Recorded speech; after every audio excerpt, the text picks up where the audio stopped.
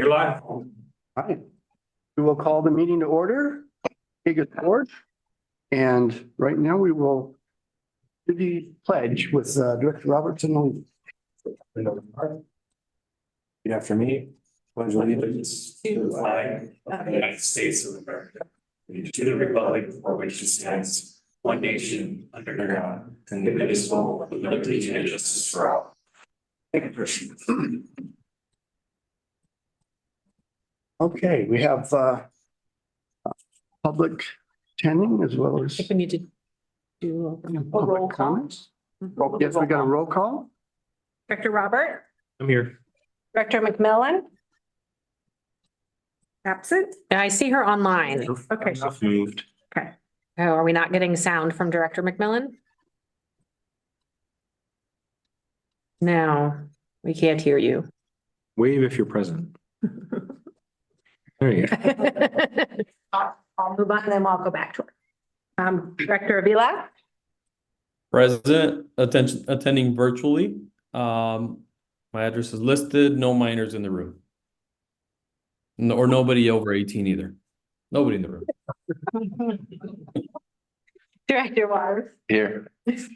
Director Quady, Here. Director McMillan. And we do not have sound from Director. Well, we still have a quorum, so we will proceed. So on to the public comments. Inventory of the online public is here.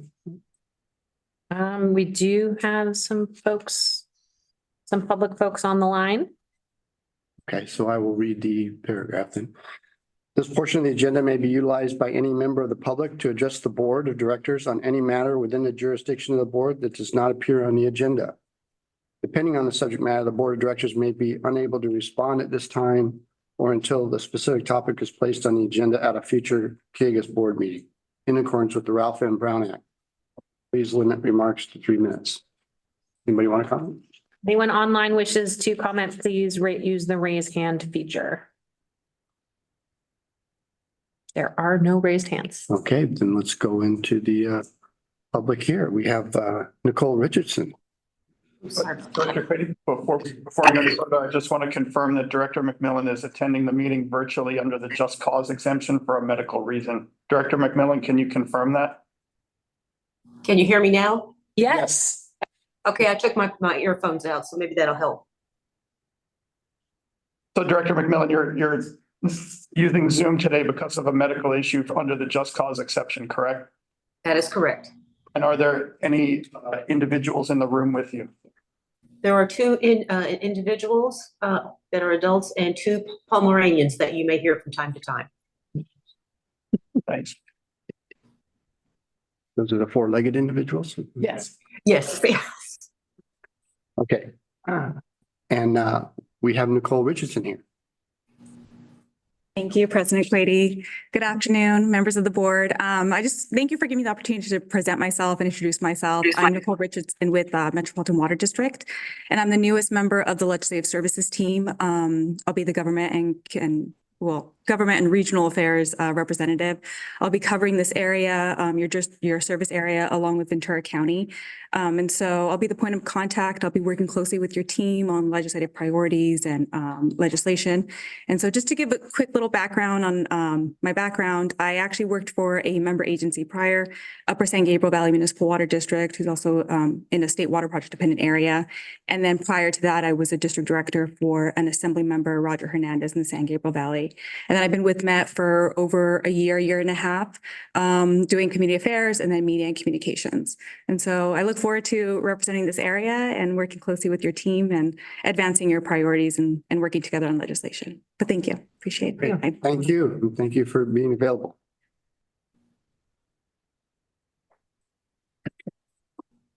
Any others? Then we'll move on to presentation. If there is none. No presentation tonight? Any items to be added to the agenda? No item.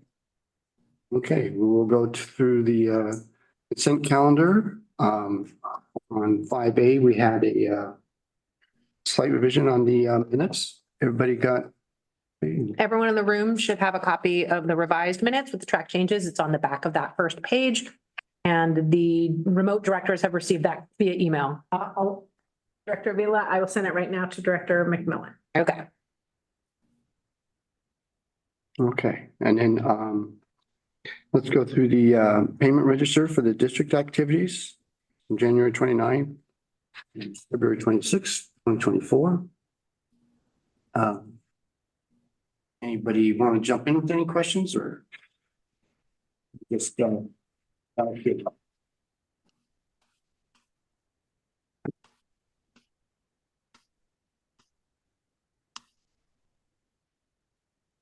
If there's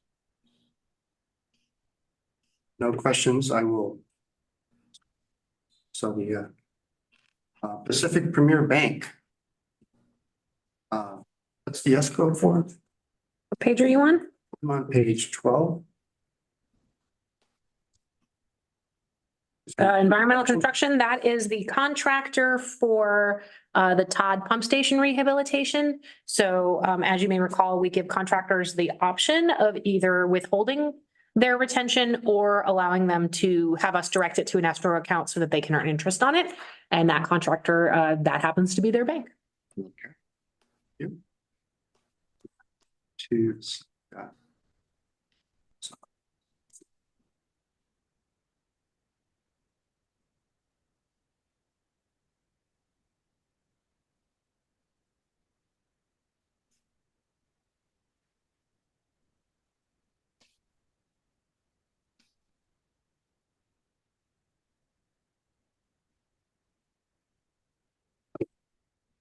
Okay. So no other questions for the payment register? Any other questions or comments for C, D, or E? Okay, then I'm looking for a motion, if no discussion. Move approval. I'll second. Motion's been first and seconded, roll call vote. Director Robert, Aye. Director McMillan, Aye. Director Avila, Aye. Director Waters, Aye. Director Quady. Aye. Motion carries, consent calendar carries. Action items, none. Reports, on to monthly status report.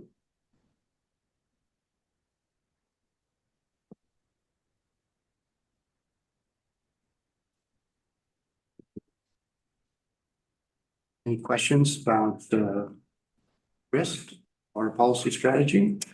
I do want to take a little bit of time and water policy and strategy to talk a little bit, excuse me, a little bit more about the rates. So if Henry would join us at the podium, and then I believe Dan is co-presenting on this.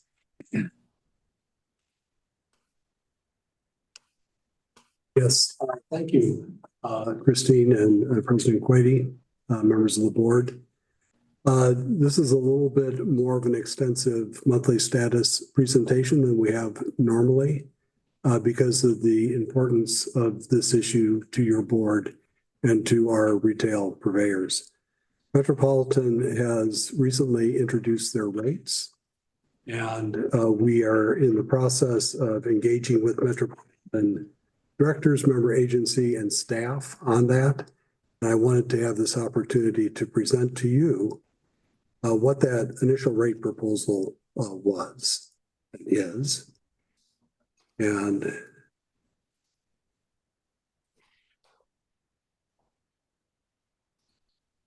here we go.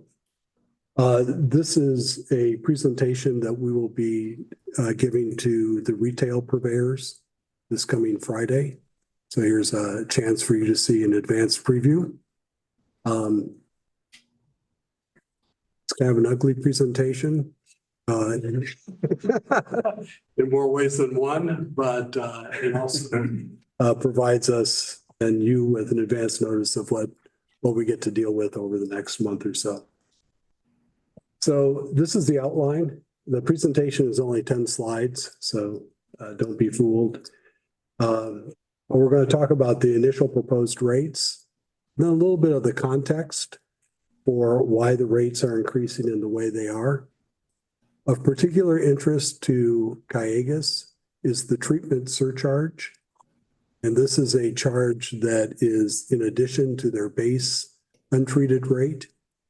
And since Calleguas has only a single connection to Metropolitan, and that single connection receives only treated water, this is the rate in which that we get. Dan's going to talk a little bit about the impacts to Calleguas rates, as well as assist me in the finer points of finance that he is more informed about. There are some alternatives under discussion. We'll cover those. Talk a little bit about how we're engaging with other member agencies, Metropolitan staff, and then an outline for the opportunities for public comment at Metropolitan. So this is the basic proposed rates. And what you see is in the red box, you see the proposed rates for 2025 and 2026. And if you go down to the very bottom of that red box, what you'll see is a 13% rate increase for year one and an 8% rate increase for year two. And if you look out in the years ahead, the proposed rates are then again another double-digit rate increase for year three and another 8% rate increase for year 2028. So these are appreciably larger than the approximately 5% rate increase that was part of their long-term rate forecast. And there are reasons for that. And Met's board letter of 2/13/24, which you received as part of the notice for the purveyors meeting, outlines what some of those reasons are. Metropolitan has tried to contain their costs to the greatest extent they believe possible. Right now, in the way the situation has evolved, it's imperative for them to maintain their reserve minimums. Essentially, what has happened is that with the historic low water sales that they've had to use reserves in order to finance their ongoing operations. They are now at that minimum reserve level. So there are no longer reserves to attenuate rate increases. In addition, like everyone else, we've all had low rates. So this is something that is kind of rippling through the water agencies. Like us, they've had inflation, increased labor costs, their debt financing costs are up. And looking to the future, these proposed rates do not include any of the large capital investments that are necessary to provide equitable reliability to our service area. It does not include Pure Water SoCal. It doesn't include Delta Conveyance. It does not include the type of infrastructure improvements that would be necessary in order to link up the east and west parts of their system. And all of those are multi-billion-dollar investments. So in just this base case, you can see that Metropolitan finds itself really at the limits of its existing business model. And looking to the future, Met's general manager has asserted that the current business model is unsustainable and that they hope to revisit that business model in the 6 months ahead. Dan asked me a good question. I think it was like, what is that business model? Or it may have been Charlotte. And it's essentially the business model that we took through much of the latter part of the 20th century and into the early part of this century, which is that growth in Southern California, increasing population, increasing water sales was going to be able to finance the operation and investment in the water infrastructure necessary to serve that population. And what we've experienced is that while population has increased, or in most recent years slightly decreased, the water sales have plateaued, and Metropolitan's calendar year sales for this last year was essentially at a 50-year low, which is not unlike. As was ours. As was ours. So it really is an inflection point overall for water agencies. Let's return to the treatment surcharge. So this is a point that is of some contention for our district. Back in 2017, we spearheaded an effort to try to have the fixed costs associated with treatment be recovered on a fixed cost basis. And at that time, the Metropolitan Board decided that they would recover all costs on the variable rate, the volumetric charge.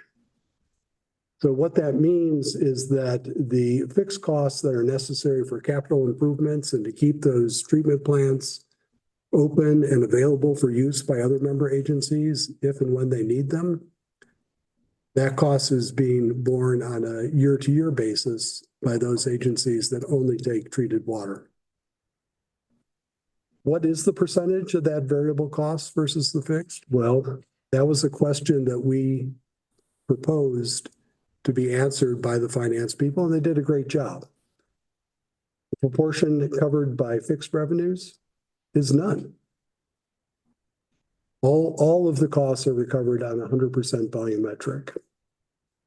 And what that results in is, rather than that 13% increase in year one, you have a 17% increase on the treated charge, then 8% in year two. So that's a sizable increase. This is their initial proposal. Metropolitan's board is working hard to try to develop alternatives. And probably the most promising alternative that they're talking about is yet to come after this slide. I got one slide ahead of myself. A little ahead of yourself there. There you go. So just to kind of talk about what the impacts are going to be to Calleguas. I mean, the Metropolitan rate is mostly passed through to the purveyors. The problem is that, you know, when we talk about our tier one rates, they make up 75% of our rates. So they're 3/4 of it, we're 1/4. So that 17% is mostly going to be going off to the purveyors.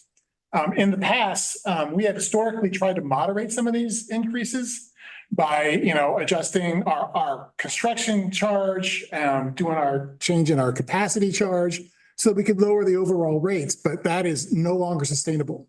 Like we've said, we've had lower water sales as well, so we've gone through some of our reserves. So our reserves are no longer really available for us to try to lessen the impacts of anything Metropolitan does. So that's leading us to the fact that we now have to actually pass this on. We cannot absorb this anymore. So these impacts that we're looking at are significant to the purveyors. Now, on the Calleguas side, we are looking at our own increases as well, but it's minimal. We're looking at a 6% or 5.5% increase right now on our side of the rates. But since Metropolitan's is so high, it's only going to bring that 17% maybe down to like a 14.5%. So it's still going to be a significant increase when you get to the overall tier one rate that passes on to our purveyors. And when you look at these rates, and you're going to see more of them, the one thing I'm going to point out is that when you look at these now, that large increase on the treatment surcharge adds an additional 3.5% in this fiscal year 2025. So no matter what rates we see, even with some of these things that are coming out, and you're going to see these smaller rates, it's still much higher for Calleguas, and it's still going to be passing on through to our purveyors. So, and that's all I kind of really say right now. We're still in our budget process. We're coming through, but we're getting close to that. I kind of know where our water rates are going to be for the next year. And we're probably going to be close to the 5.5% overall rate increase on our part of the charge. So here's the part of the presentation you've been anxiously waiting since I telegraphed it. There are some alternatives. And the alternative would be to take part of the fixed costs from Metropolitan, and this would be an action by Metropolitan, and shift it to the property tax. There already is an increment on property tax. It's 0.0035%, right? So if that's a multiplying factor, that would be 0.000035. And Dan, what is that? So yeah, Metropolitan also did give us some examples, and on the average median house in Ventura County, it's about $800,000, which comes to a $28 assessment. And if they're looking to double that assessment, we're looking at about a $55 charge. So it's probably about $25 per household per year. So just to kind of give you some context on how much money that would be if they were to throw the additional amount onto the property tax.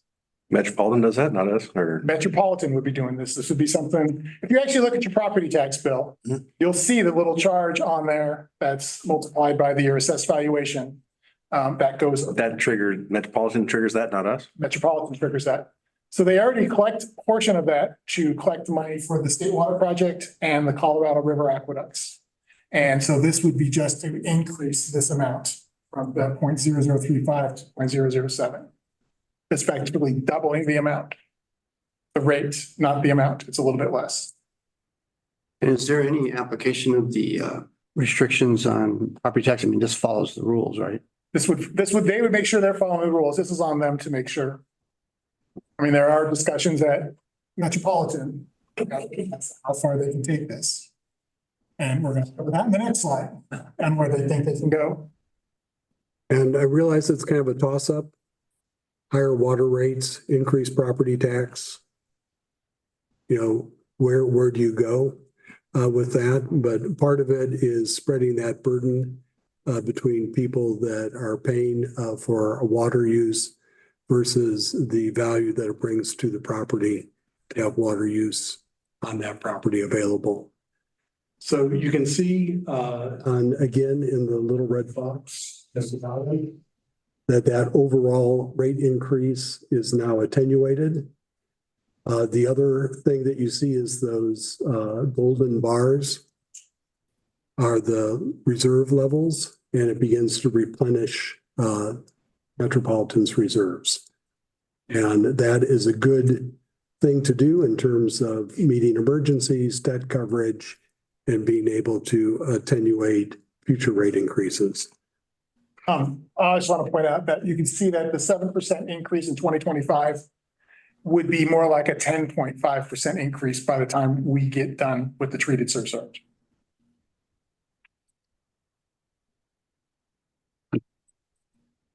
So one of the questions that came out of this is, well, that's great.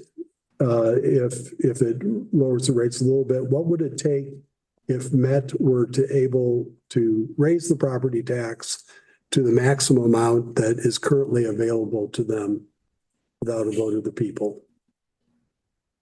And this is what that analysis shows. You can see that the property tax is ramped up to 0.018 over 4 years. I think it would probably be unlikely, or at least imprudent, to have a rate increase of 0% in those first 2 years if they were to do that. So you'd probably see some sort of rate impact, but you see how it levels out the rate increases going into the future and builds those reserves. The other thing that you may have noticed is that if those golden bars look a little bit shorter and squatter, it's because when you have that fixed component, you don't need to hold as much reserves because you have that fixed revenue stream. So how are we engaged in this discussion? Well, we're going to be talking to our retail purveyor, managers this Friday to give them a heads up of what is happening. You're hearing about it tonight, and we hope that this will open your discussion, your board's discussion on how we shall advocate down at Metropolitan. We have our Metropolitan Director, Director McMillan. We're also engaging in other Metropolitan member agency managers. We were working with Foothill to get that question and clarification about the fixed cost proportion and get that into the mix. Tomorrow, there will be discussions with the Northern Caucus of Metropolitan's Met directors, and I'm sure budgets and rates will be part of that. And we're actively engaged in talking with Metropolitan's finance and executive staff.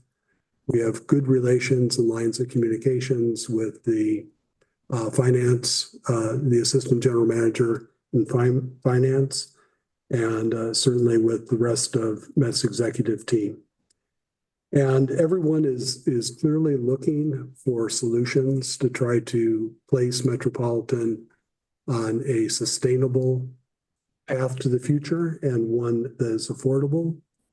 But these are structural issues that are going to be with us. They aren't really a matter of someone suddenly thinking that it would be a good idea to raise water rates.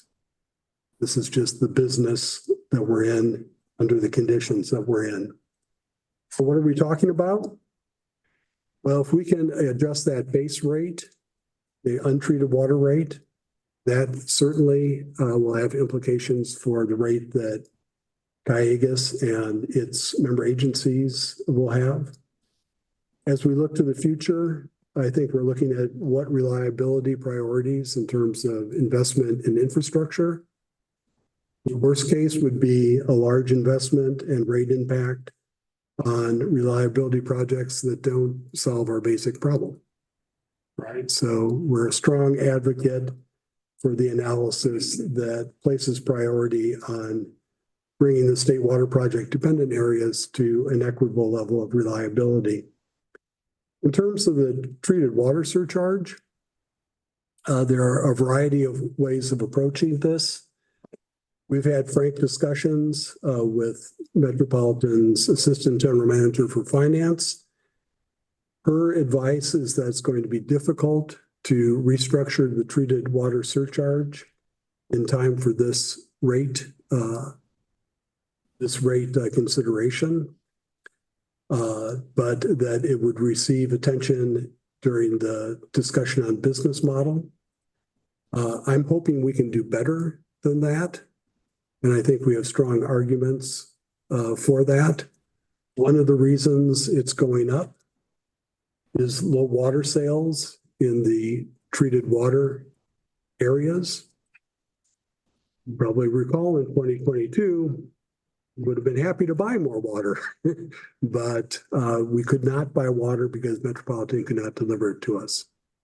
So that is part of the story that I think we're going to have to work with Metropolitan on how we present that to the people that are buying water.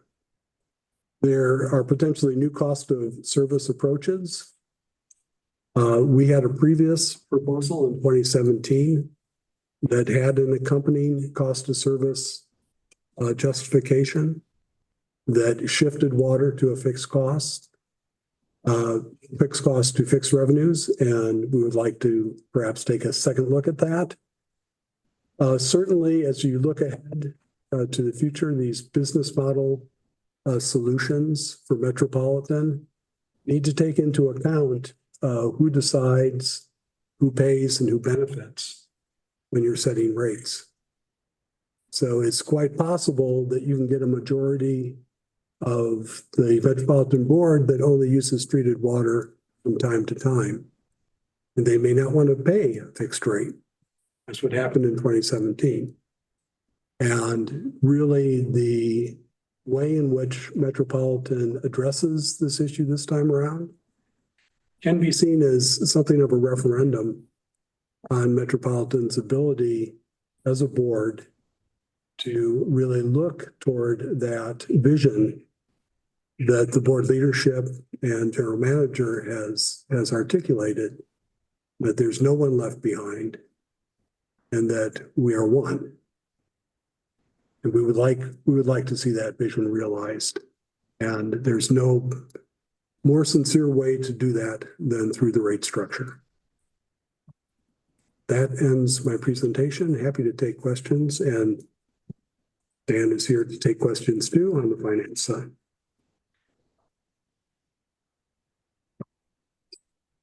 When was the last time there was a property tax increase? Metropolitan did increase the property tax. They didn't increase it, they froze it. So what was happening for a long time there, Metropolitan's property taxes was going down because they were basing it on the amount of debt that was outstanding on the state water project. I don't know the exact date they froze it, but it was probably 2015, somewhere around that time. I thought the property value, the tax rate was based on the assessed value of the property in Ventura County. Yeah, well, it's all across Metropolitan. It's not just. Metropolitan, that's what we get our board seats. Right. Yes. What he's saying, I think what Dan's trying to say is the percentage of the property tax rate that was associated, That's been took out of our. that went to Met. Yeah. Has decreased over time and then flattened. And what is being considered and may happen is it may go up to help moderate these proposed rate increases. But they're going to increase the property tax for the individual. We'd still get the same percentage out of that. It would not affect us at all as Calleguas. That's correct. As consumers, though. As consumers in Ventura County, you would see an increase on your property tax. That is correct.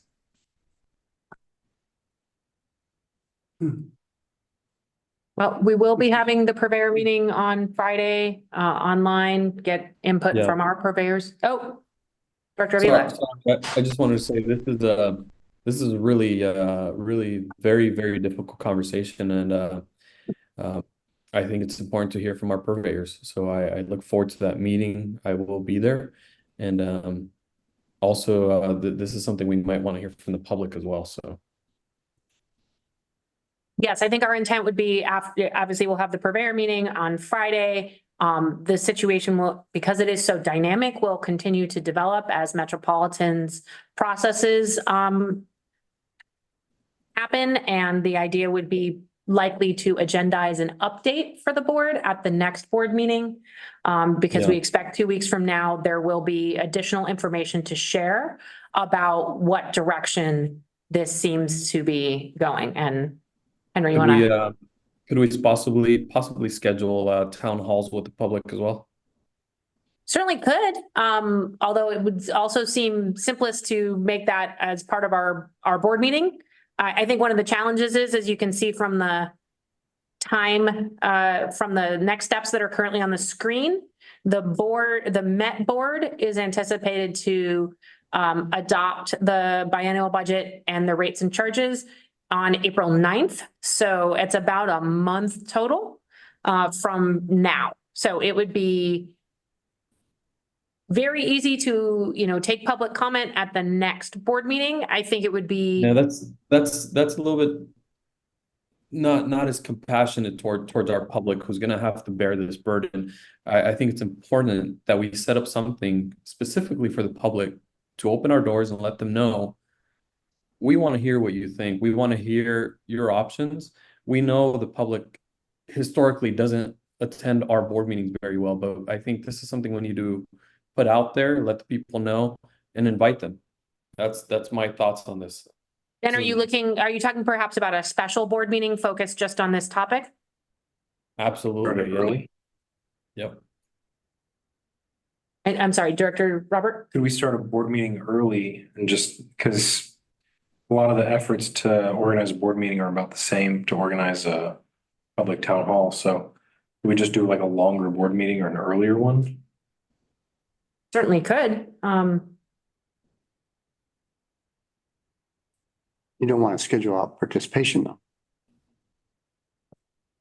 But I'm a little confused because I kind of think the proper forum is the Metropolitan needs to hear what the comments are. So I think that's the appropriate venue. That's just my. Yeah, except, Metropolitan does need to hear these comments if we're gonna do it, because they're the ones making the decision. when the. We can when listen to the comments from the purveyors, public. When the purveyors get the notification, it says the rate increases are coming from Calleguas, not from Metropolitan, unfortunately. And we need to stand up to Met and tell them what our public thinks, as well as, you know, letting our public know that they can go to that meeting. So it's more than a single approach. I think this is a multi-approach requirement here. I think we could accomplish two goals with one by letting our public know that they can attend and should attend the Metropolitan meeting. That does two things. One, it lets them know that it's coming from Metropolitan. And two, it lets Metropolitan hear the public comments directly from the public rather than us transferring that information. And also it kind of puts us all on one side, you know, with the conversation between the public and Metropolitan. Do we encourage the public to go to that forum from Metropolitan? By what means would you propose that we accomplish that? Noticed? I mean, it is a publicly noticed meeting. I just don't think it's necessarily something that's on the average citizen's radar with everything else they have. At the purveyors meeting, we encourage them they can speak, you know, this is the meeting, this is when it's happening. You know, just want to make sure that you guys are there. If you do have concerns, please attend it and voice those concerns. And the public can attend those meetings, public purveyors, et cetera, can attend them in person or virtually. There is a mechanism to comment virtually, so you don't have to trek down to Metropolitan to share one's opinion. It can be done by phone. Right. So what's the trigger to increase the property tax? I mean, you have to notice paper, that's it, or is it? It's actually on the list on when they're gonna try to do it in August. They're going to have to. Carrying proposed rate? That's my understanding. They can do it by board action because Metropolitan. Metropolitan. Because they already have a means of putting this on the property taxes, and it's still gonna be for financial. Up to the maximum amount prior to the. But I don't think they're gonna go there. So fixing the property tax means setting the rate. When you see it on this next step, the board action of August 20. So they have discretion to set the value within those parameters that are currently that we showed you. And that is something that they do can do unilaterally within the authority that's already been granted to Metropolitan. So as I understand it, it's the, when they set the ad valorem property taxes, that's one thing that does, and it goes in property taxes. This is what you were talking about earlier in terms of which one gets raised. So in other words, we're going to see a dampened or a lower rate increase on the water costs as opposed to with a increase in ad valorem taxes. Yes, and I think it bears mentioning that the total amount of revenue collected is the same. It's just where, right? It's whether you do it entirely on the water rate, whether you do it partially on the water rate and partially on the property tax. But we are the messenger for one of those and not the other. Correct. I want to make sure I get clarity from the board about the direction in terms of obtaining public input. As we've mentioned, we do have the purveyor meeting on Friday morning, and certainly we'll be interested in their take as well as what they would like us to do. But it wasn't clear to me from the discussion we just had whether the board felt that having an agendized update on this with opportunity for public comment at the next board meeting would be sufficient, or whether the board would like to undertake something additional beyond that, and if so, what that would look like. I would actually be in favor of asking the purveyors that question. What all do they want us to do to help send a message of And what's that is absolutely one of the questions we plan to ask. So if the board's direction is listen to the purveyors on Friday and take action accordingly, that is clear enough direction for me. Could we Could we do that and then just at the next board meeting, have an item says, is there any public comment regarding the I Metropolitan? think no matter what, we will have an item at the next board meeting. That way, Because the situation will develop. There will be information to share both about our purveyors' reactions to this, what they're looking for, as well as Met board has discussions where this might be headed. I would assume that if someone is interested enough in this issue to want to speak, they will likely be at our board meeting to hear the discussion. So, okay, I would be in favor of, the discussing with the purveyors and just opening it up for public comment at the next board meeting. Okay, is that sufficient for all the board members? Roll. Yeah, I think hearing from the purveyors is the most important thing we can do right now. I still think we should I don't know, put something in the acorn again, let the public know that we'd like to hear from them, and let them know about Met's meeting as well. And the purveyors may indeed ask us to do that. Who knows? Yes. Well, we will certainly, and I imagine a number of the board members will be present, so you can hear firsthand what they would like to see us do. I'll be there. This is interesting. For me, it's a little deja vu because of the time when we absorbed it before that now we have a climate bond that we've that's in the state of California, and the people in our area are going to get, have some attention paid to this. Thank you so much. Thank you, Henry, Dan.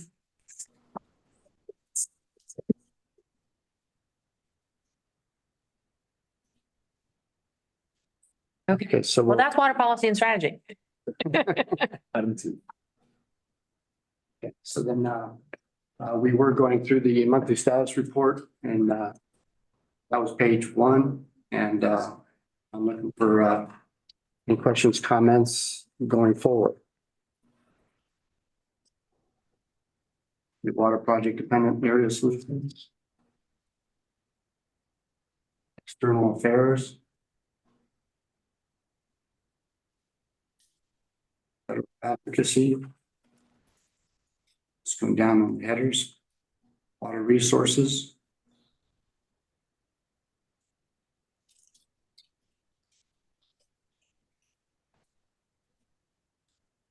$53 bird species were observed. Water use efficiency. Conservation.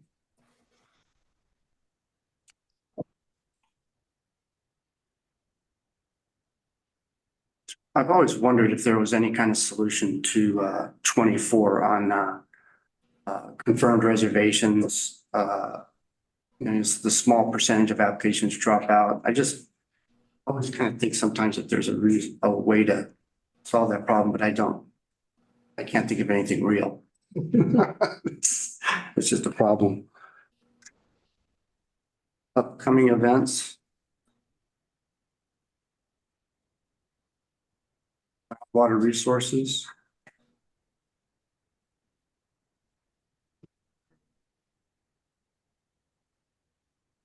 So. Engineering.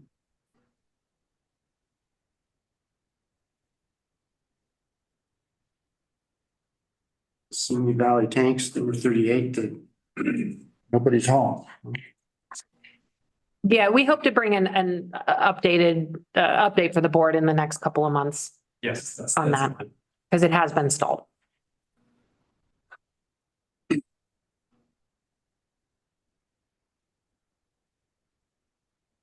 On science for concrete.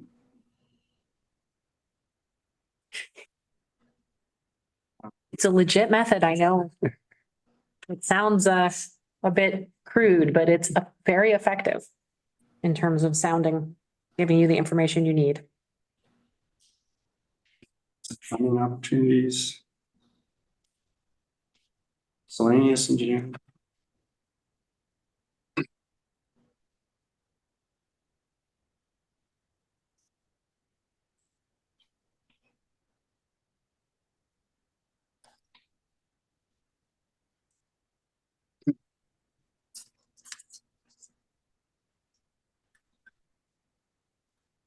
Human resources. Oh, I had one here on 70.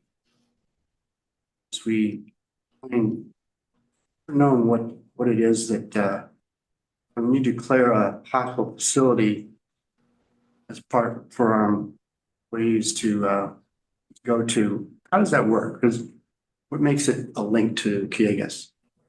Grant or Tricia, could you come to the podium and address that question, please?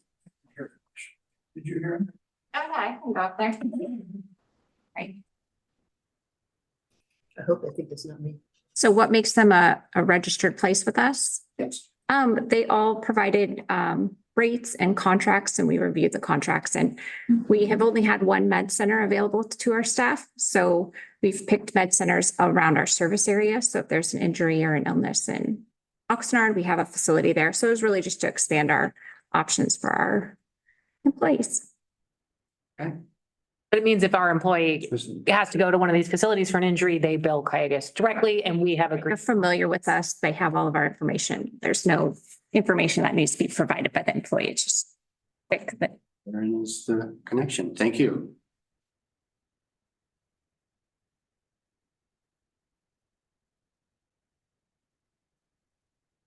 How did the JPIA risk control inspection do February? No. We have a new risk assessment professional from JPIA. He is terrific. The meeting after the inspection went very well, but I'll hold off final judgment until we get the report. We expect the report to be very good.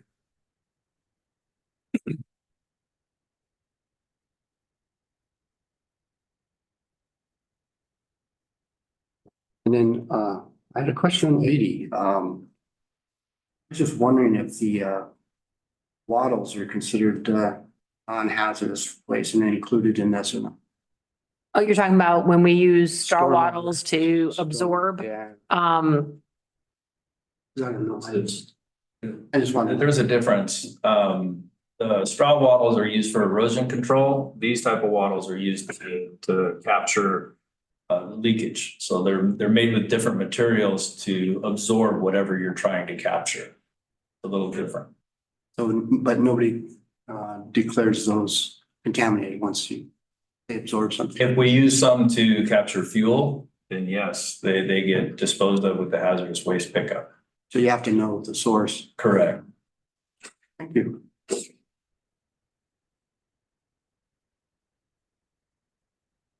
Okay, and then 89, 2008 variable rate bond lost.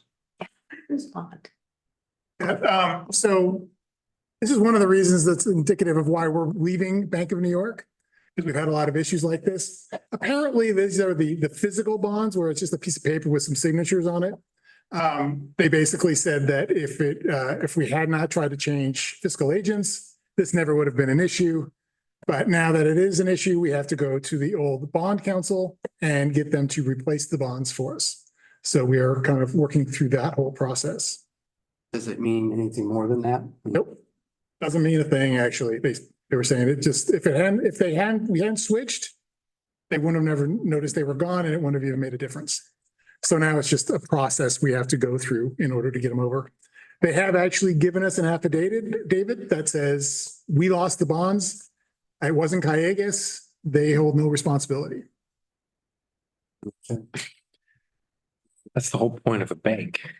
Exactly. Give this to you.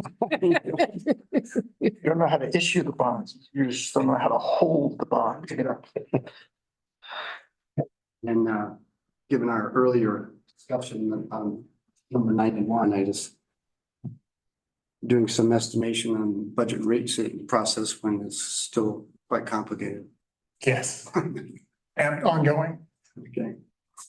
Thank you. On the information technology.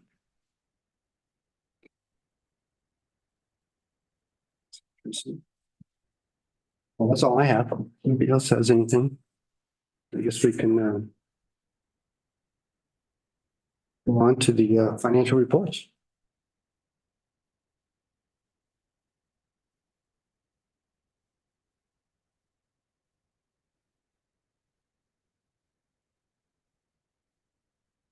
Right, so looking at the financial statements for the month of January, you can see that overall, the water sales continue to be a little bit short. We did not have a great month of January as far as water sales go.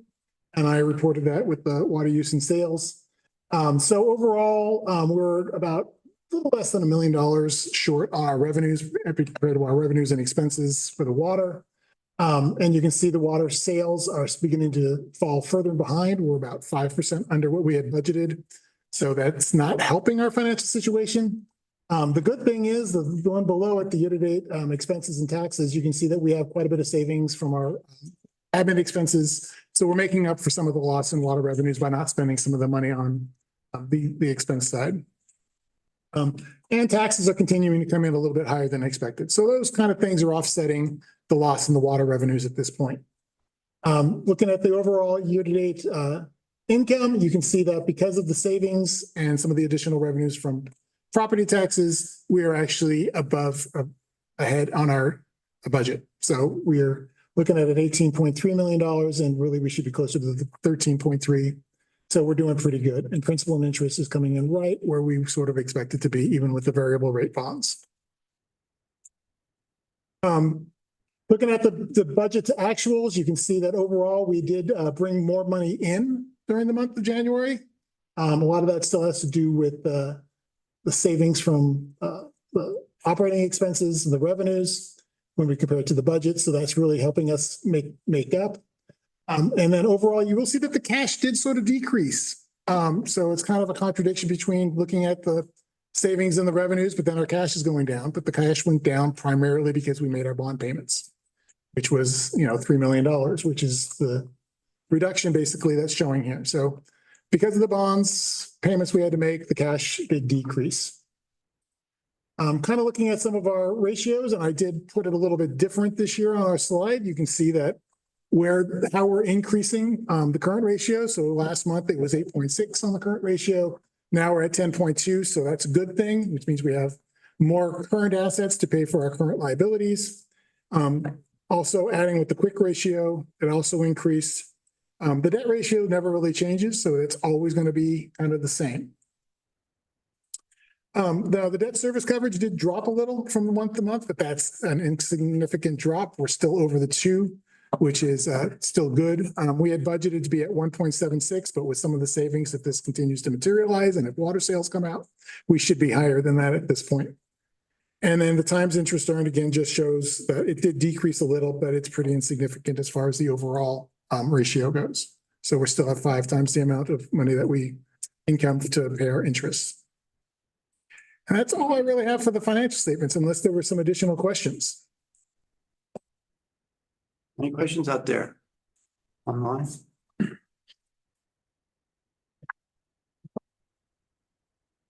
So I just flagged the other water revenues. I think you just explained that. That's exceptionally high at this point. The other water revenues? The other water revenues? Yeah.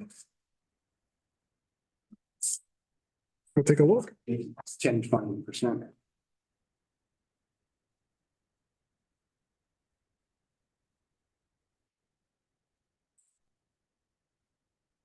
It's on the income statement, 7-month budget. Oh, the other water revenues. So what that makes up is the LRP money, the local resources projects. Since Camarillo came on, you're getting quite a bit more because they are generating quite a bit more. And so that has increased the revenues. We didn't really budget for that to start coming in this year. Now, as I'm building the next year's budget, we are budgeting a higher amount as far as local resource projects. So that number will be more in line starting in the next fiscal year.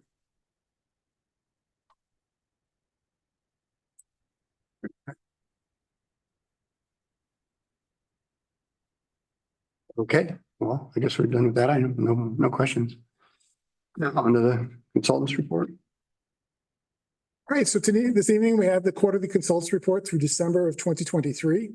Again, this is brought to you every 3 months so that the board can have a look at where we're spending our money as far as the consultants go, see how much the contracts are, how much we've spent, how much is left, and kind of track with us where we are on these contracts. That staff is available for questions. Any questions out there? Nope. Online? On we go. All right, my last report tonight is the capital projects report. Same idea, only on the capital project side. So every 3 months, we bring you a snapshot to show you where all the capital projects are, the current budget, this phase that they're in, the estimated time of completion of that phase, and so how much money is left. So it's just a snapshot for the board to stay informed as to where we are with all of our capital projects. And with that, staff is available for any questions. Thank you for that report. Any questions? I'm good to go. Thanks, Dan. All right. Sure. Thank you. On to Aqua DC.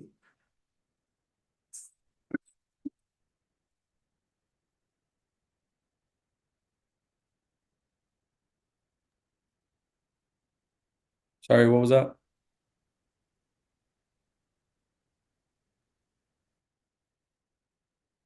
Director Avila, you want to say something? No, I just missed the last thing you said. I'm sorry. It's item A5, Director Avila, ACWA 2022 conference report. Yeah, Charlotte's queuing up her presentation. My presentation up. I may need a little help. Yes. Switch. To. Yeah. Great. Sorry, just give me one moment. Okay. Share. Presentation. Thank you so much, Wes. Great. Great. Okay. Good evening, President Quady, Vice President Waters, board members, staff, and guests. I'm really pleased to present to you today on the Aqua DC conference that the Deputy General Manager and I attended last week. This is the Association of California Water Agencies annual conference in DC. It is a full schedule of events, and I'm here to give you the highlights. So this is the first time Calleguas has attended, as far as we know, at least in recent memory. There's about 140 participants from around California who come. So it is far less than your normal Aqua in-state conference, which can attract, 1,000, 2,000 folks. But of the 140, there were agencies like Las Virgenes, Triunfo San, Metropolitan, MODOC, Western, and many others. The conference really has three purposes: to hear from speakers, both elected and appointed, to prepare districts to visit congressional offices, and for networking amongst the attendees, always on Aqua hallmark. So for speakers, we had members of Congress, we had congressional staff, current and former, EPA, Bureau of Reclamation, the commissioner came, Cybersecurity Infrastructure Security Agency, U.S. Forest Service, and assorted lobbyists, Metropolitan, and Aqua insiders. So it was 2 days of Aqua programming, and then the third day was really DIY visits that we set up with congressional offices and others. And yeah, that was kind of the overview. And in terms of the main takeaways from the Aqua programming, really there's so much more to be said, but really tried to narrow it down in the interest of time. So we had two members of Congress speak to us, Ken Calvert from Riverside County and Congressman Jim Costa from Fresno. Both are very active in the water policy space. We also had staff from U.S. Senator Alex Padilla and House Speaker Mike Johnson.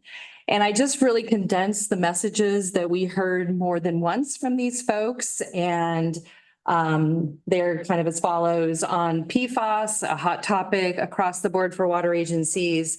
There was the general sense that water agencies should not be held liable for PFAS contamination in their systems. So that was a good thing to hear.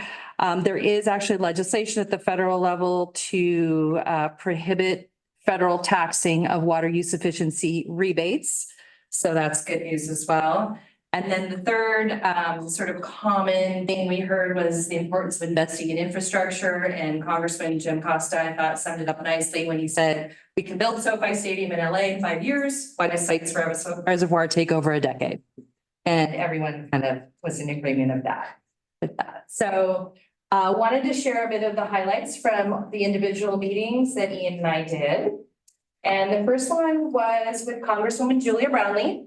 And we also met with two members of her staff, her legislative director and her water policy lead. She was very, very engaged in the conversation, very interested. She's represented this area in the state and in Congress for 20 years. But she asked lots of great questions, and she had a focus on the groundwater status after two wet winters. She wanted to know about recharge. She's interested in recycled water and also in groundwater banking for our area. So she was just, yeah, as I said, highly engaged. As we were in her office, we noticed this sign, and I'm going to read it to you and then provide a bit of context. But Operation Greenlight, I wasn't familiar with it. It says Congressman Julia Brownlee is proud to join the National Association of Counties and the National Association of County Veteran Services Officers to raise awareness of the resources available to our nation's veterans and their families. Ventura County and the Conejo Valley are home to over 40,000 veterans, and our office shines a green light to let all veterans know they are seen, appreciated, and supported. And Congresswoman Brownlee's veterans issues is really number one priority for her. It was the first committee she asked to be on when she went into Congress. She is the daughter and sister and niece of veterans, and she's on a number of veteran subcommittees. So with that in mind, and kind of in our interest in workforce development and perhaps marrying the two issues, we mentioned that we do have a veteran on our board and our interest in workforce development and potentially working together on providing some kind of a pipeline for folks who are exiting military service and letting them know about the opportunities in the water industry. She was very interested in this idea. Her staff is going to follow up with us and connect us with the Ventura County Veteran Services Officer. There are formal meetings every month. So we were excited that this could be a good opportunity to further, develop our interest in tapping into potentially folks leaving the armed forces and as well as workforce development in the water industry. So Yeah, I think yes, sorry to please. interrupt you. I think I pointed Ian in a direction last year into a skill bridge program that all armed services offer. They pay for training for 6 months.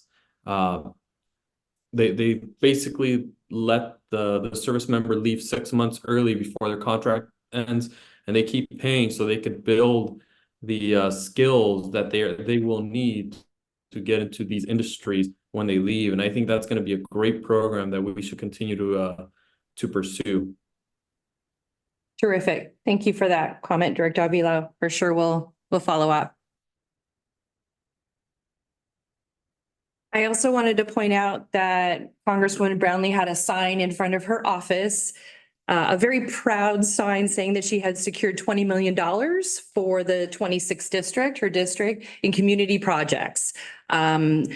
So that included 2.8 million for replacement of the city of Oxnard's water pipeline infrastructure, some infrastructure there.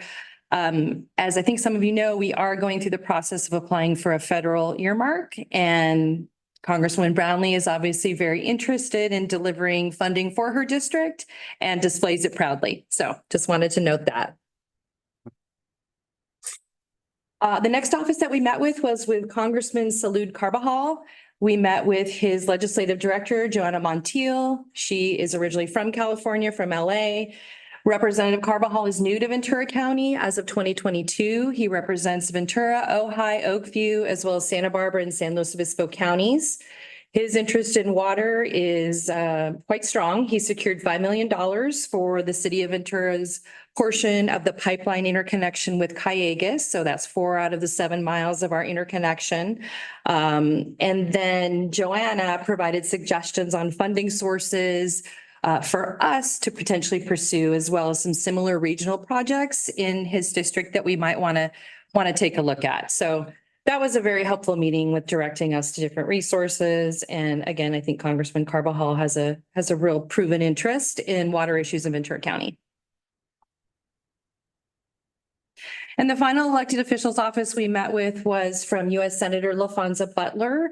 She was appointed to replace Senator Feinstein when Senator Feinstein passed away.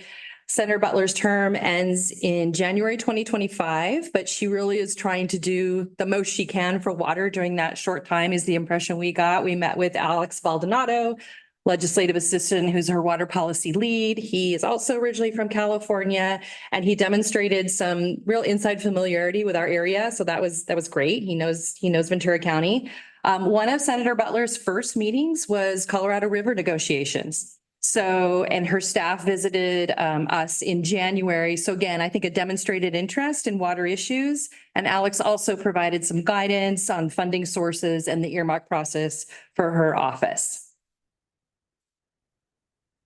Our last individual meeting that Ian and I attended was with the Bureau of Reclamation.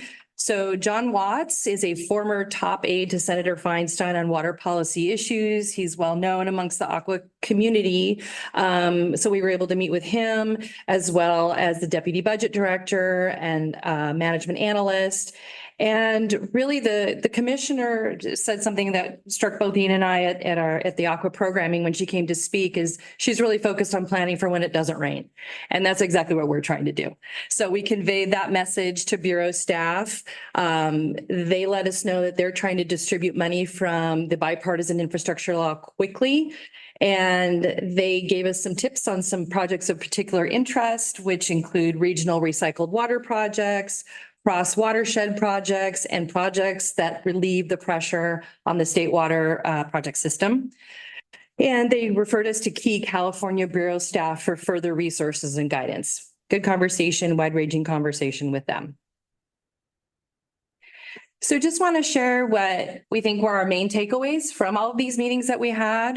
Number one, representatives and their staff are approachable, engaged, interested in helping their constituents receive benefit, trying to connect those dots of what our needs are and what federal resources are available. Calleguas, we do have a compelling story and we should be well positioned for funding requests. You know, we were sort of laying the groundwork, relationship building, letting them know what happened here in 2022 and the RIST process, and that we're really focused on regional collaboration, and we will be back. So we do have a lot to offer in terms of partnership and collaboration with these folks, and definitely receive positive feedback in that regard. And I just want to give Ian a little bit of time here if you wanted to expound on bullet point one at all. Yeah, I just wanted to jump in a little bit. Thanks, Charlotte. And on these main takeaways, you know, and I asked Charlotte to put approachable in there because kind of what I meant by that is that, you know, Charlotte and I both have a lot of experience working with state legislature and, you know, local elected officials, and found that our elected officials in DC were equally open to hearing from us. And even though they're in DC, kind of where the action is, they're still very much interested in what's happening at the local level here. And to Charlotte's point about us having a compelling story, that really was like my experience in all our meetings, that there was genuine interest in what we were doing and, you know, interest in seeing it develop. And the partnership thing, part of that was in conversation with Congresswoman Brownlee and her office. You know, one of the big differences between the state legislature and the federal legislature, in my experience after having been back there last week, is so much of my interaction with the state over the last 10, 12 years has been about regulations and outcome legislation and how these things are going to affect the operation of the district. DC was about money. Like everything we heard was like about money. And it was just striking, the difference. But for us to have, so that's what they do all day long. There's people coming into their office asking for money. And part of one of the things that we mean by this partnership and collaboration that we have to offer is I think we are doing interesting stuff that is more than just asking for money. Mm-hmm. And that's part of, I mean, people are always going to be interested in that. So I think it was really good, and we learned a lot from those meetings. Thanks, Ian. Perfectly said. So just lastly, wanted to share some next steps. We're doing our thank yous. We're following up on the specifics that we were given. Our congressional funding request is pending. We're going to finalize and submit that by Tuesday to our US Senators offices. Maya Holcomb, our management analyst, is lead on that, and that's a really exciting kind of new endeavor for Calleguas. I'm pleased to report that several of our purveyors are supporting the project, and I should mention it is for the Lake Bard Pump Station. And in terms of support, we've gotten letters from Thousand Oaks, Simi Valley, Golden State Water, Cal Am. We anticipate possibly more. It really is a project of regional emergency supply significance. So yeah, we'll have that all wrapped up to submit by Tuesday. And then the House has their own earmark process. They have not issued the guidance yet, but will be well poised to submit that request on that site as well when it becomes available. And lastly, for next year, we think that this conference would be great for your board and staff to attend if interested. A lot of value, I think, for both kind of board and staff there. And a lot of folks that we talk to from different agencies, they do separate trips during the year as well and go out and continue that relationship building with DC staff and find funding sources, et cetera. So just some thoughts for your board to consider for next year potentially. But thank you for the opportunity to attend. It was great to go there and represent Calleguas. And I think we both got a lot out of it and hopefully offered a lot too. So thank you. And I just want to add on one other thing about setting up meetings that I just want to let everyone know Charlotte did an excellent job. There was a question at the Strategic Communication Plan workshop a couple weeks ago about lobbyists, and we had the opportunity to interact with a number of lobbyists in DC and a number of agencies who have lobbyists on staff or contracted lobbyists. And the biggest thing that lobbyists, the first thing that other folks we talked to said that the lobbyist does is schedule these meetings and get them in to talk to people. And Charlotte was able to do that. I mean, there's general wisdom is if you're a staff, you're not meeting with the actual elected official. We clearly had the opportunity to do that with Congresswoman Brownlee. And a lot of the other agencies that use lobbyists have like very specific asks that they're looking for. A couple of the agencies we talked to gave us kind of ballpark figures. We could be spending $100 a month or upwards from that on a DC lobbyist. And there may come a time when we need that, when we have a year from now, a year and a half from now, when the shape and size of the scale of our asks really come into focus, that may be worth it. But in the meantime, we've demonstrated, I think, to ourselves and are very confident that we are capable of being as effective in the level of engagement a lobbyist would offer us today without that annual nut. So I just wanted to bring that up. Certainly open to continue talking about a lobbyist. Certainly something we could address in the public engagement, communication and legislative affairs committee if it's of interest to the board. And again, something we will continue to evaluate over the next year, and hopefully some of you will get the opportunity to see for yourself next winter in DC. So again, thanks again, Charlotte. You did an excellent job. It was a great trip. Thank you, guys. And it sounds like a great team was sent there. I have a comment because I know electeds like to see electeds. And so, you're talking lobbyists. And so there is a certain meeting powers that what I'm getting from this, that meeting power is if there was a elected that went with you, then that you would meet with the elected person as opposed to staffers. Is that how that? Yeah, I think so. And I think that they're kind of different meetings, right? When staff is meeting with staff, you talk about one thing in a certain kind of way, right? And when elected officials are meeting with elected officials, it's a different kind of meeting.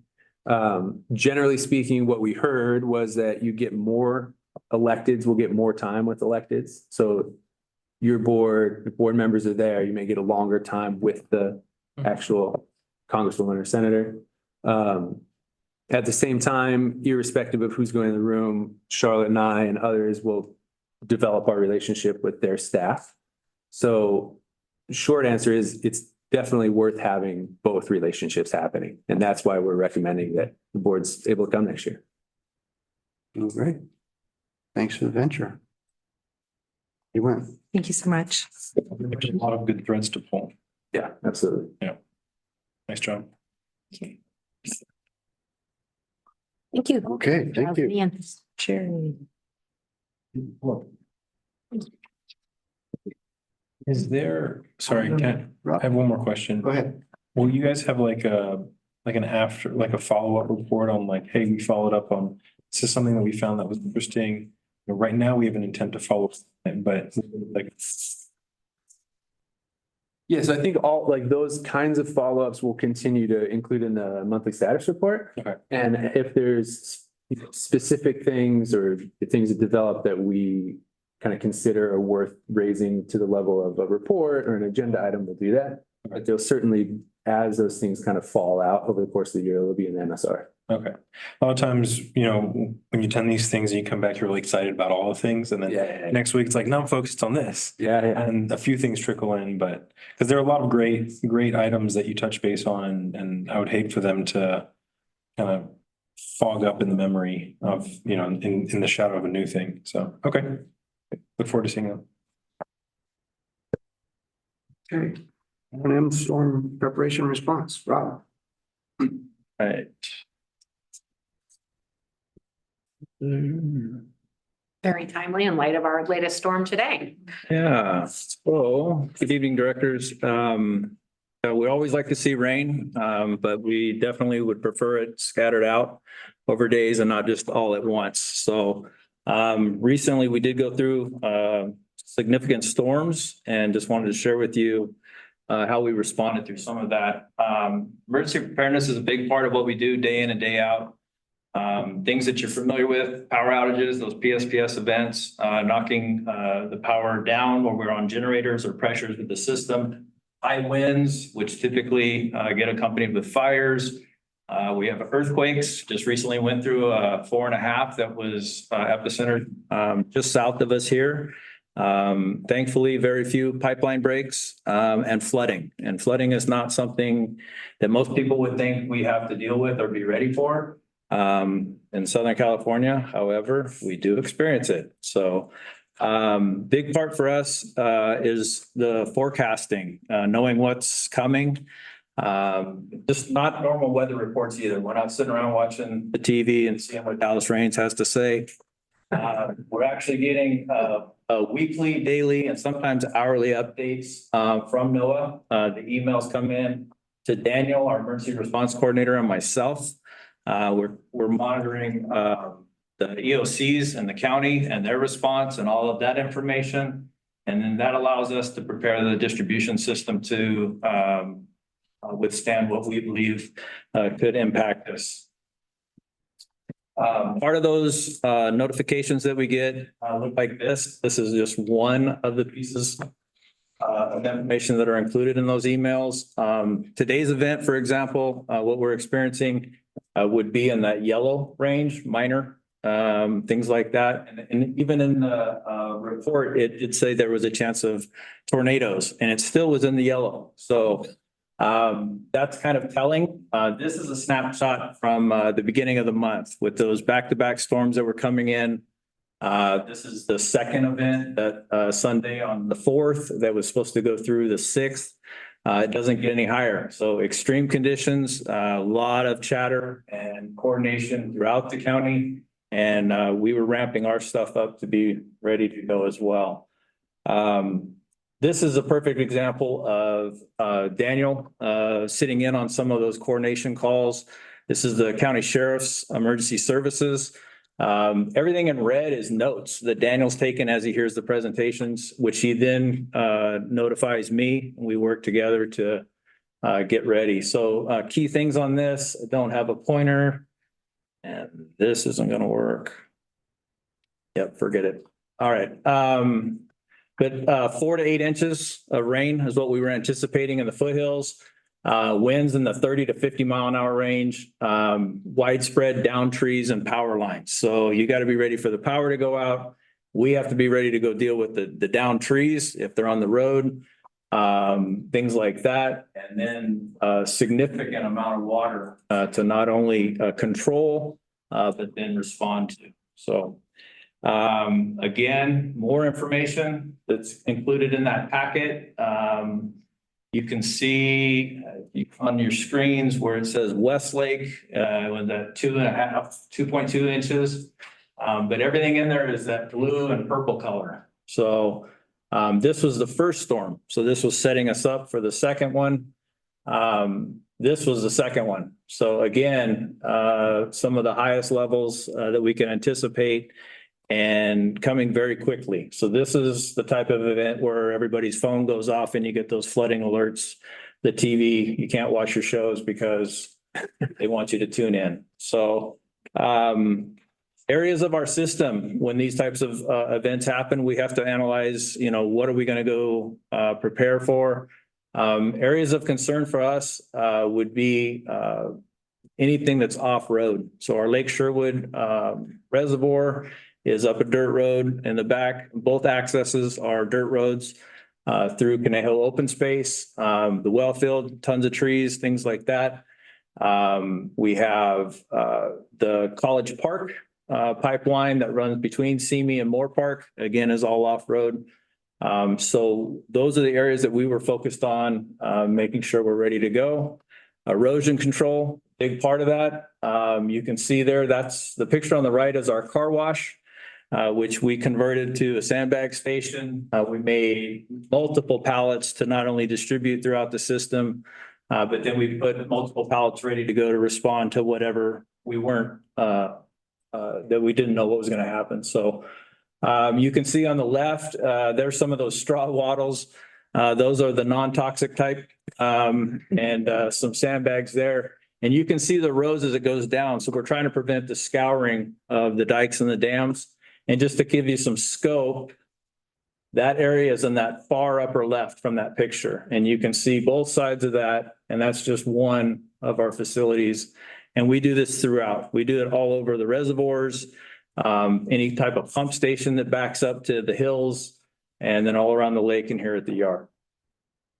Making sure the standby power generators are ready to go. Our distribution crews, as always, do their checks and make sure that these are online. That happens to be our Granson pump station. We have these large facilities at the well field, here at the main yard, Granson, and then they get a little bit smaller all the way down to our small equipment, where we actually have portable generators and pumps, chainsaws, everything's ready to go. So we can get out there and handle it. These are a typical pump, confined space pump. These are in our vaults. The one on the left is the one that is probably used 98% of the system. So you're probably familiar with driving down the road. I know President Quady has seen this firsthand. As the vault gets water in it, that white float on the right triggers the pump to kick on. It'll pump it down and then it'll just maintain that level. We have alarms inside the vaults that if the water overwhelms that pump and climbs, or if that pump doesn't operate, we get a flood alarm that sends to the control room. Control room dispatches staff to see what's going on. They will fluctuate. So in some type of storm events, we'll get a bunch of water at once. The pump can't keep up and then it catches up. Operators can reset the alarm. We don't have to go out there.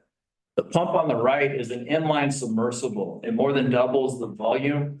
And just one of the creative solutions that as we're always learning and getting better, during the Sunset Hills golf course line break we had a few years ago, we had to keep up with the groundwater, and we're having a difficult time in having staff go out there and constantly turn a pump on and off. I found those floats, that black little float on the right of that unit, and we were able to attach them to these inline submersibles and basically turn them into a sump pump on the left. So we now have these floats in stock. We have those dewatering pumps in stock. We use those all the time for pipeline inspections, shutdowns, and that type of stuff. But we can respond anywhere and set these up. We had to this time. So as I mentioned, operators in the control room, obviously alarms going off everywhere, lots of water, lots of flood signals. They reset what they could and then dispatch staff to what they couldn't. Primary areas that we experienced were Sherwood Reservoir flooding. We could not reset that. Primary concern with that too is that it's up the hill, right? That's a lot of water coming down. You got muddy conditions. Not sure we could even get a vehicle to the site. And with the readings that the operators use to run the pump station, all that telemetry is in the vault at the reservoir. That telemetry can cost anywhere from $10,000 up to $20,000, depending on what we have in those vaults. So we want to make sure that we don't let the water get to it. But if we lose that tank level, then it's going to be very difficult to run that pump station if we need it. So during this time, that bottom picture is a screenshot of the SCADA system. So while crews were coming in, we already had a set of crews responding to the North Ranch Golf Course, as well as the SMP. Oxnard Plain, you know, is really flat, so there's a lot of flood alarms going off through there. We already had staff on site and running around Sunday evening. They ended up working through the night, handling some of these things and setting up those inline submersibles. I called in additional staff and responded myself Sunday night to deal with the Sherwood situation. We decided to load up the Gator, which is our utility cart, and put that on a trailer, take it out. We felt we had a best chance to get to the site using that instead of a truck. I felt it was much safer. But I wasn't confident we were going to get there. And so while they were loading everything up, I worked with the on-shift operator and tried to determine what other information I could use to operate that pump station if I needed it. So the bottom of this screenshot in that green section shows a downstream pressure at that site. So with that downstream pressure and all those valves closed, that gives you an elevation. That elevation correlates to what was in the tank at 17 feet. So we did the math, ran everything. I asked the operator to then pick a lower level, confirm that data with historical data, which he did. And we found the pressures that we could run using this screen to operate the tank within the 7 to 17 foot range, which allows us to use it without having to have staff get up to the top of the hill if they weren't able to make it. Fortunately for everybody, they did get to the top. There's a shot I took out of the truck right before they took off. You can see the Gator in the back. So we parked that in the neighborhood there. And the guys rode that up the hill in the pouring rain, some of the hardest rain I've seen in a long time. And this gives you a snapshot of the pump station itself. And it has several of those pictures. So the upstream side that's feeding the station is to the left. There's the pumps. The downstream side would be that pipeline, and that runs all the way up to the tank. So basically any type of a pressure gauge at that site, even if I didn't have SCADA, I could use that number and then we could correlate it and figure out where it's at. So all in all, we learned a new trick that they can use in the future. And then, you know, continuing to get better. So preparing for the future, Daniel Cohen, Emergency Response Coordinator, working with HR, Grant and Tricia, are putting together a virtual emergency operations center with all of the information that we use regularly to plan and respond to whatever event. So they will have the SCE information on there, the weather reports on there, active calls from emergency response to know what's going on throughout the county there as well. And things like this will help everybody as we move forward. So with that, able to answer any questions. All's good. Yeah, everything was great. Very impressive. Have we had any issues today? I know the rain's been intermittently. Nothing. Yeah, with these type of events, obviously the system's been hardened at the beginning of the month, and it'll stay like that through this season. And then, you know, we'll respond again next year as needed. But right now we're set up to handle just about anything. Nice job. Thank you, Bob. Thank you. Thanks so much. Good work, Rob. Thank you. Good job. Okay, on to change order summaries. Amanda.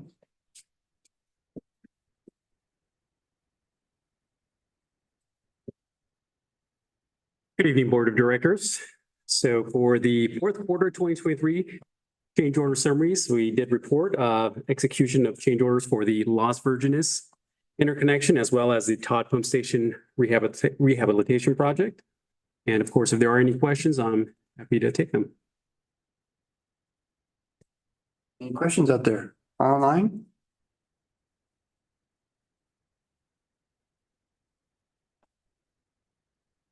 Just wondering if the interconnection change order shows could not reasonably have been implemented during design. Is that a record? It's actually not. Okay. You and Director Waters were probably on the board at the time we were building SMP 1E when we found contamination, trees, cultural resource artifacts, and had a tunnel boring machine get stuck. So I do think SMP 1E holds that Record. that unfortunate record, and we will strive not to compete with it.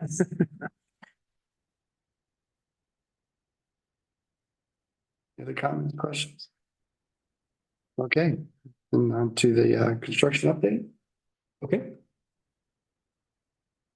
I'm going to share my screen.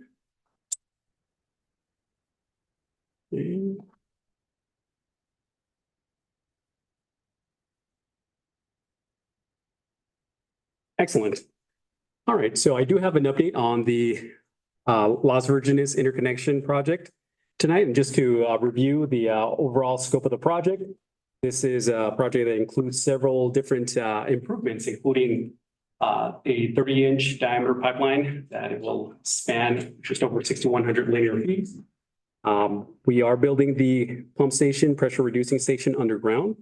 We are making modifications and adding air back valves to our existing Lindero feeder pipeline. And we've replaced one of the valves at the Lindero pump station and equipped it with a reverse flow bypass. We're also relocating the falling star turnout and installing it at the southeastern corner of Lindero Canyon and Lindero and Canaan Road. So for reference, these improvements are occurring in the Thousand Oaks / Oak Park area, as shown in the map here. So I'll start with some photos of the pump station / pressure reducing station. This is from just before the end of last year. The contractor was, as you can see, about 4 to 6 feet, depending where you're at around the pump station facility, near just completing backfilling the entire facility. At this moment, they're still installing the shallower piping and underground facilities. We're done with most of the large 30-inch diameter pipelines that go in and out of that pump station. So now here the contractor's installing. Here's it looks like it's a vent from one of the adjacent vaults. Here's another shot of the site. Again, as you can see, a lot of the facility has been backfilled. Put this slide here and the next one. This is a big milestone because we are bringing in the conduits for both Spectrum and SCE. So getting close to pulling wires and the conductors that will be powering the facility permanently. And of course, just to touch on the topic that was just discussed, rain, it came and impacted our facility. Here's a contractor in January and again in February, just getting ready for the rains. The rains do leave the site a bit mucky and difficult to get in and out, but we give it a couple days to dry out so we can get access back in without getting stuck. Moving into the inside of the facility, the contractor continues to install a myriad of facilities and improvements. Here, the contractor is in the pressure reducing room. The contractor is welding on a 10-inch bypass, I believe here. There's a contractor doing the dye penetrant testing of the weld, making sure that it's good. And of course, in that same room, installing some of the electrical and HVAC ductwork. Here are the lights being tested, so looking brighter by the day. Moving on to the pump station room, continued with more ductwork into the hallway, ductwork and conduits, more conduits throughout the facility. As you can imagine, here's another shot of the electrical room, and that's going to get pretty busy with a lot of more ducts and conduits. We also had to do some coring through some of the walls just to move some conduits from one room to the next. That's the electrical room. And this is a photo of the contractor preparing to install dowels. This is inside the pressure reducing room. You can see there is a couple dozen dowels that were drilled in preparation to install the reinforcement for this concrete kicker, basically to mitigate for the water changing direction as it's coming through that room. And here is a shot of the that kicker been poured before stripping the formwork. This is a shot back into the pump station room. The contractor is installing the Venturi flow meter. And it is a little dark in here, but as you can see, the size of the pipeline that they're installing and working around in that pump station room. And on top of that, we're also installing small copper pipe. So here's a shot of copper pipe, probably for some gauges, instruments, as well as the, this is inside the pump station room, the hydronic system that's being installed, hung on the roof and on the walls. Okay, now moving on to the pipeline. I'll like to just show this exhibit here showing the progress of the pipeline construction. All the blue is showing the pipeline that's been installed and backfilled in the ground. And that yellow dashed line is what's remaining to be installed. And that, of course, is the area across Bowfield. Here is the contractor excavating for one of the air vacs that were installed. Basically a place where the air that's inside the pipe can escape. So here's the 8-inch pipe that's coming off the top of the 30-inch. We're welding on that 8-inch pipe that's going to make it to the shoulder of the road. And the cabinet will be installed to enclose the air vac valve that will be installed eventually. We also excavated for the vault that will be enclosing a blow off. So here is the 8-inch pump well that's coming off the main 30-inch line. This is the foundation for that vault, and the precast vault sections being installed in that excavation.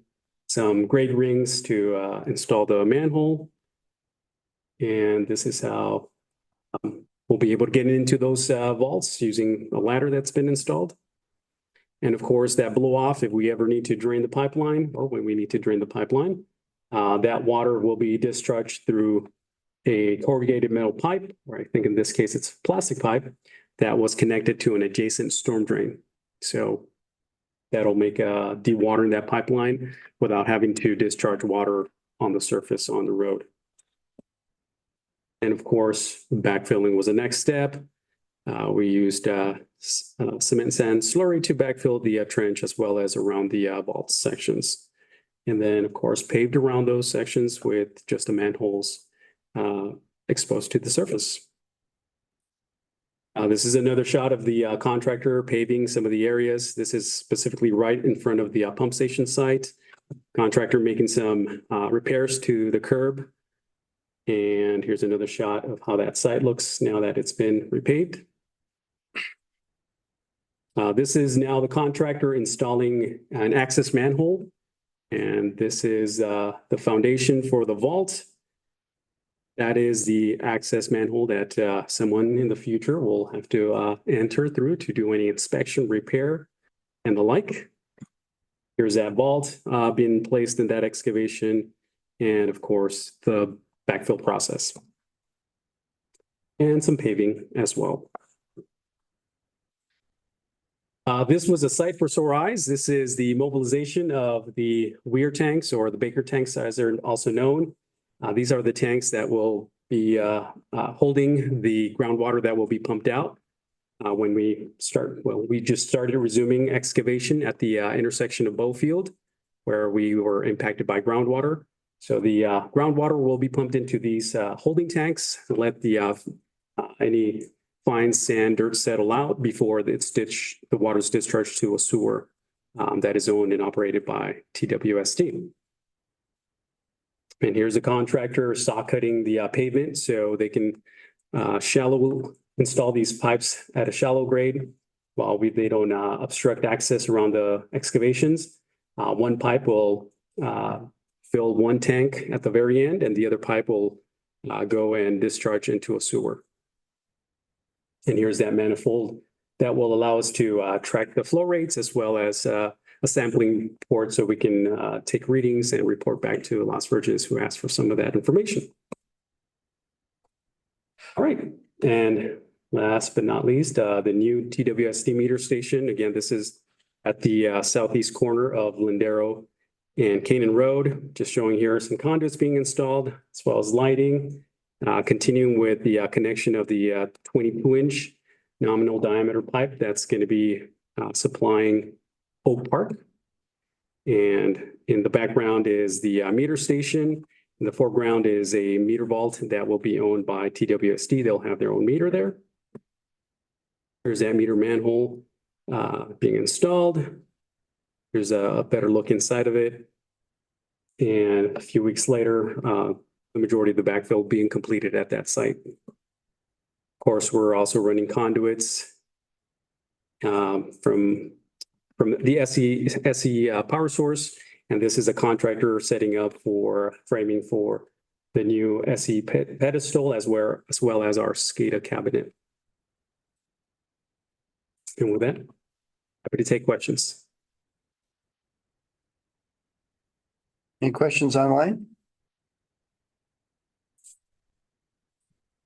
I was just gonna ask, so the cement kicker under that pipe, that's to mitigate any movement from the water change direction? It is to address the water column of water or column of water that's moving.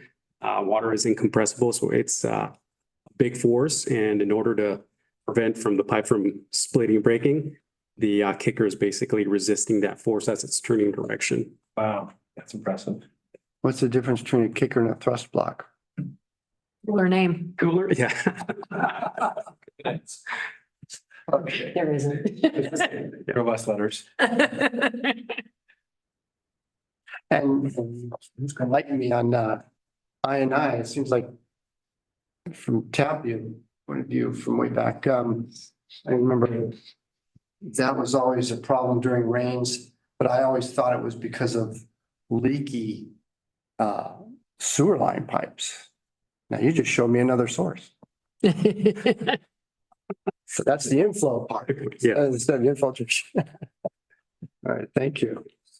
One more question. The sediment that gets settled out of the water filter, or not filtration, but the settlement tanks. What do you know, the water's going down in the drain. Where does the sediment go? Sediment will be disposed of by the contractor, probably to a landfill likely. Oh, so those are their tanks. They are renting those tanks, yes. Wonderful presentation. Thank you. Thank you, Fernando. Thank you.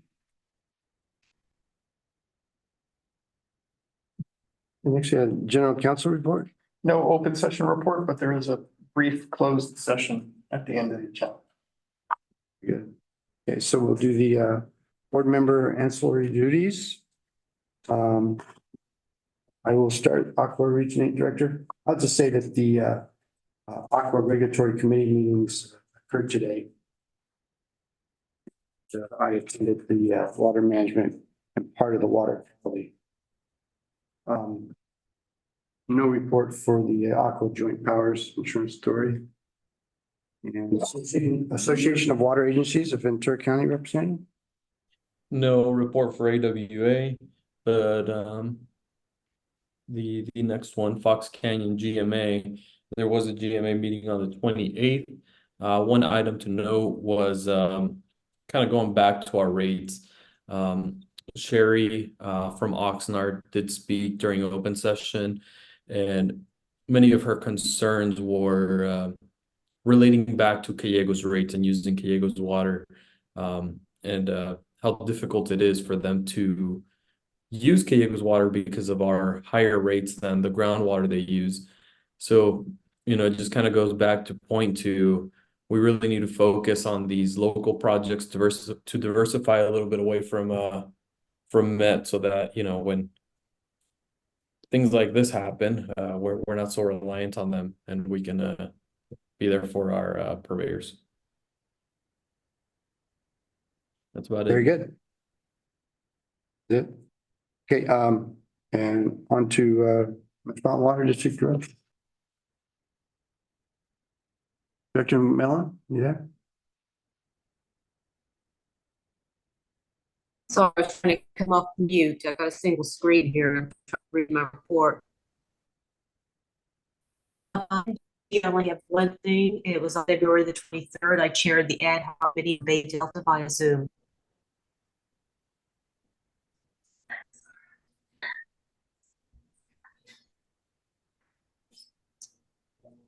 That it?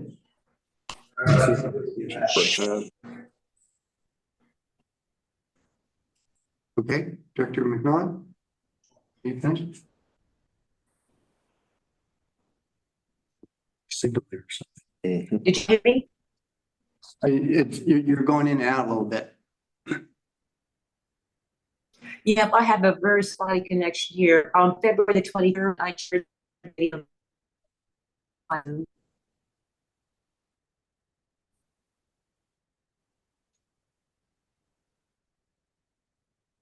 To Mr. Lafco, Commissioner.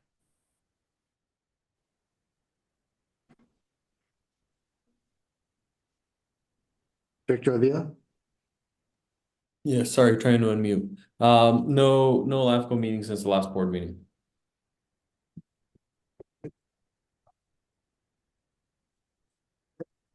And Ventura County Regional Energy Alliance, no report. Ventura County Special Districts. No meetings since last board meeting. Okay.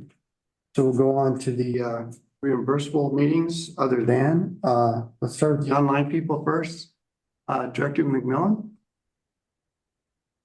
The one just dropped off. You just dropped off. Next. Okay, Director Avila. Yes, on the 26th, I came into district office to meet with Dan Smith to sign all the documents that were required for financing, as well as some JPA between the Calleguas LV JPA documents. On the 27th, I came in and met with Wes to get my computer iPad account fixed. That's it. Tonight's board meeting.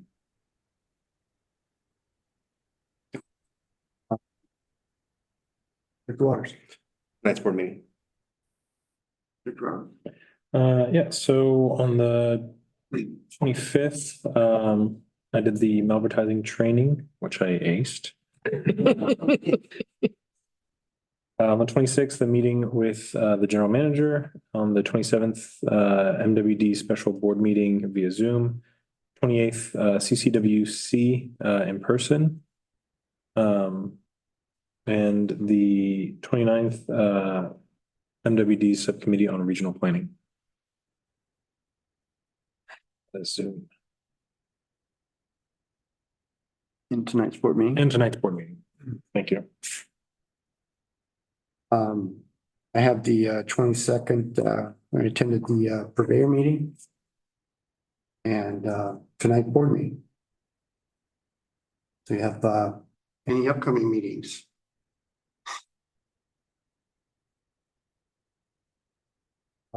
Not on the list, which I will attend the MWD rates by Zoom on the 8th. The purveyor meeting, yeah. We did not set the date for that until after this had gone out, so it's not reflected on the table of upcoming meetings, but all the board members should have received an Outlook invitation. If you have not, please let me know. We'll make sure to get you the information. Yeah. So that was Friday, March right? 8th. Friday at 8:30 a.m. I will be there. Okay, request for future agenda items.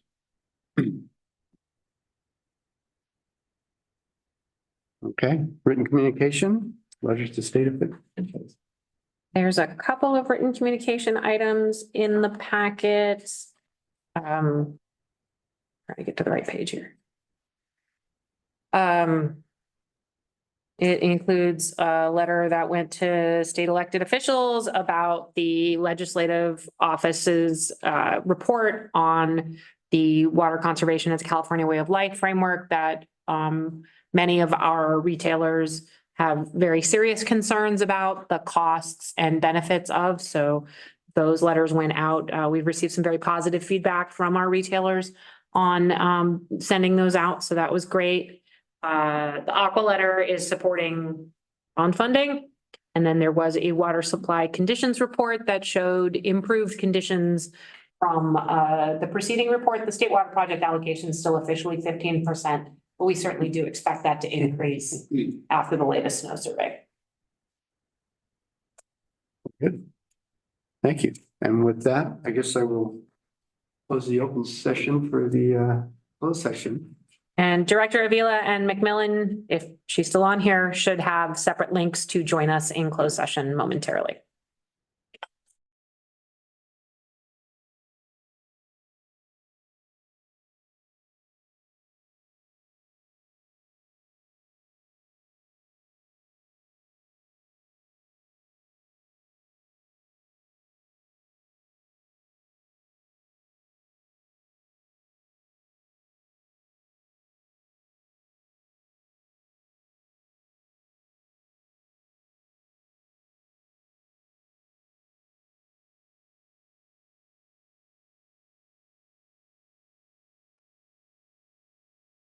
Back to life.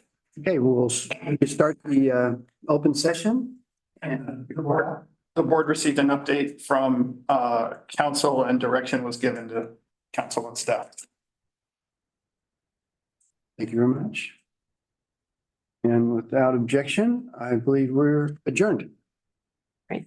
Yeah. Have a good night, everyone. Night.